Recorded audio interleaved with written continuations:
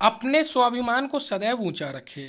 आपने भी देखा होगा बड़े शहरों में सार्वजनिक स्थलों पर कुछ भिखारी अपने कटोरे में साधारण ball pen, refill, pencil, pocket size कंघा या अन्य कोई छोटी मोटी चीजें रखकर बैठते हैं।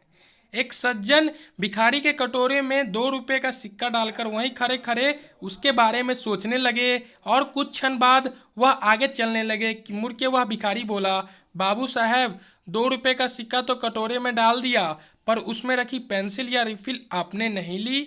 आपको जो पसंद हो उठा लीजिए साहब।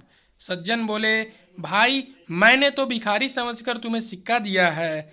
नहीं बाबू साहब, उसके बदले कुछ तो ले लीजिए, भले ही 50 पैसे क्यों न हो। अब वह सज्जन असमंजस में पड़ गए कि वह भिखारी है या दुकानदार, और उसकी ओर मुस्कुराते हुए देखने लगे।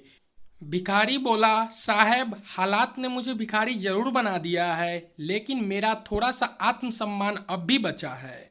अगर आप सिक्के के बदले कुछ भी ले लेंगे तो मुझे कम से कम इतना संतोष रहेगा कि भिखारी होने के बावजूद मैंने अपना स्वाभिमान नहीं खोया है।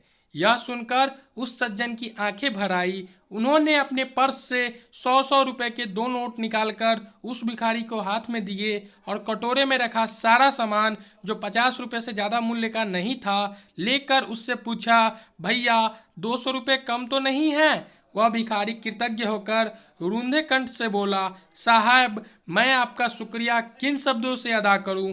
आपने तो दरिद्र नारायण के रूप में आकर मेरे स्वाभिमान का फिर से ऊंचा कर दिया। यह तो मेरा जीवन बदल देगा। मैं आज ही इन रुपयों से सुबह और शाम का अखबार बेचना शुरू कर दूंगा और फिर भिखारी बनकर कभी नहीं जीऊंगा। निष्कर्ष यही निकलता है इस कहानी से कि प्रत्येक मनुष्य में आत्मसम्मान की भावना होती है, किसी में कम तो किसी में ज़्यादा। एक संत ने मुझे बताया, यह जीवन बार बार नहीं मिलता है। अब समय है मनुष्य उन चीज को पकड़े जो उसके भीतर है और फिर उसे समझने की कोशिश करे, अपने हृदय की प्यास बुझाए, ताकि जीवन में शांति आ सके।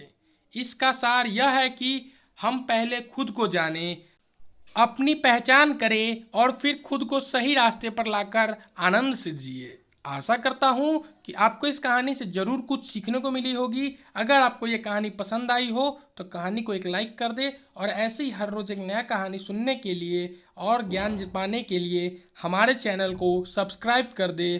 तब तक के लिए जय हिंद। और आप इस भिखारी के बारे में क्या कहना चाहते हैं हमें कमेंट में ज़रूर बताएं।